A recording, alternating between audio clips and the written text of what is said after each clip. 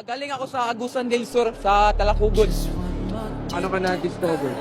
Dahil po sa meron pong isang liga na Governor's Cup, yun po, intermunicipality, dyan ako nag-discover tungo sa Ateneo. Ilang taon ka na naglalaro ng basketball? Mag-16 po. Mag-16. Naglalaro na ako ng basketball. Ilang taon ka na ngayon? 17. Nakakasimula mo lang. Opo. Wala ko. Pre, sobrang saya. Hindi ko naman nakakalain na ma-champion kami ng ganito. Malaking liga to. Matagal na namin itong pinapraktisan itong ligang to. Namatay ang dalawang basketball player ng Ateneo Blue Eagles matapos malunod sa kanilang team building activity sa Aurora. Hustisya ang sigaw ng ina ng isang nasawing player sa insidente. Masakit! Sobrang support ko mula bata hanggang ngayon. Tapos ginanon lang nila. Yung batang isang nasa province o kilabukid lang is makapaglaro na sa mga UEP games, mas gagalingan ko pa lalo at handa akong matuto pa. Sa bahay na ito sa barangay San Nicolas, namulat sa payak na buhay si Rene. At hanggang ngayon, hindi pa rin tanggap ng kanyang lolo Renato at lola Marilyn ang napakaaga niyang pagpanaw. Ang dami po nung sa gabi talagang basang-basa dahil sa luwa. Talagang sayang si Rene. Sayang na sayang talaga. Bit! Bit! Bakit mo kami iniwan, Bit? Love ikaw ni Mami. Love ikaw na mo, Bit.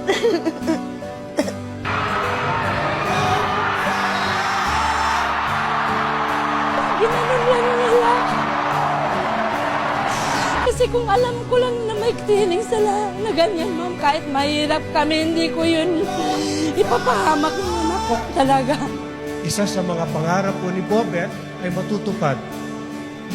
Yung pangarap na nagdala po sa kanya sa Maynila at iwan ang kanyang pamilya rito sa Davao. Ang pangarap niya na ang kanyang mga kapatid, 6 niyang kapatid, alam naman natin, ginagawa niya, 7 po sila, 6 niyang kapatid ay bibigyan po ng Ateneo de Davao University po ng scholarship. There will never be another Rene Baterbonia.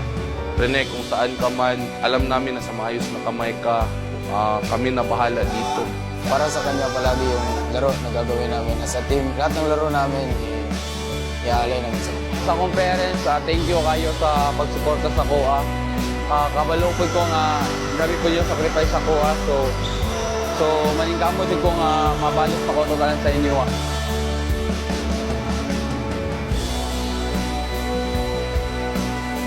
History is made once again. The Davao Eagles have done it again. They are moving on to the gold medal game.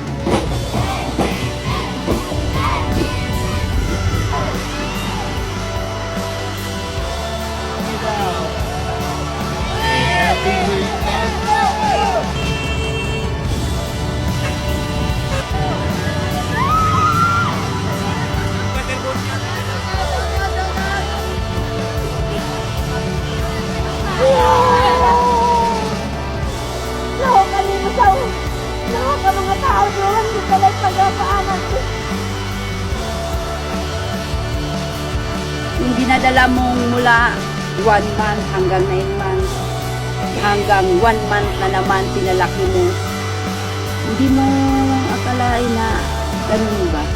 Yung pinalaki mo ng maayos, inaalaga mo ng maayos, inaruga mo kahit konti, inalagaan talaga. Tapos mawala ng isang kidlat lang.